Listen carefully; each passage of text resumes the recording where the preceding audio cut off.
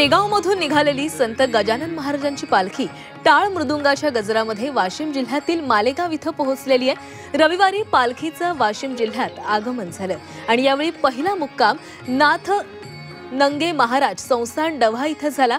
आज सकाळी पालखी पुढे मार्गस्थ होऊन मालेगाव शहरामध्ये दाखल झाली आहे। यंदा पालखी सोहळ्याचं 56वे वर्ष असून तब्बल 700 वारकरी या पालखी सोहळ्यामध्ये सहभागी झाले। संपूर्ण वाशिम जिल्हा गणगण गणात बोतेच्या गजरात आणि वारकऱ्यांच्या भक्तिरसात न्हाऊन निघालेला आहे। गजानन महाराजांची पालखी वाशिम जिल्ह्यामध्ये तब्बल 4 दिवस राहणार असून पुढील टप्प्यासाठी जिल्ह्यातील वेगवेगळ्या गावांमधून ही पालखी मार्गस्थ होईल। या भव्य पालखी सोहळ्याचा आढावा घेतलेला आहे आमचे वाशिमचे प्रतिनिधी गणेश मोहोळ यांनी।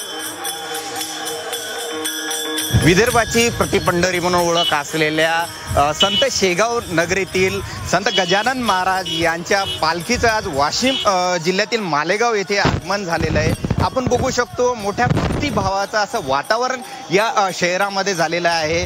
भाविक मोठ्या उत्साहाने ठिकठिकाणी या पालखीचं स्वागत करताना आपल्याला दिसत आहेत। प्रत्येकाला या गजानन महाराजांच्या भेटीची ओढ लागलेली आहे। त्याचप्रमाणे या पालखीमध्ये 700 वारकरी सहभागी असून 300 पताकाधारी व 200 सेवाधारी असं या पालखीतले हे सर्व एकूण वारकरी सहभागी झालेले। एकंदरीत 33 दिवसाचा 700 किलोमीटरचा प्रवास करून हे वारकरी पंढरीला पोहोचणार आहेत। एकंदरीतच सर्व या भाविकांना जी ओढ लागलेली आहे आपल्या भगवंत विठ्ठला पांडुरंगाची, त्यामुळे सर्व मालेगाव नगरीमध्ये अतिशय भक्तिभावाचं वातावरण निर्माण झालेलं आहे। गणेश मोहोळ, झी मीडिया, मालेगाव, वाशिम।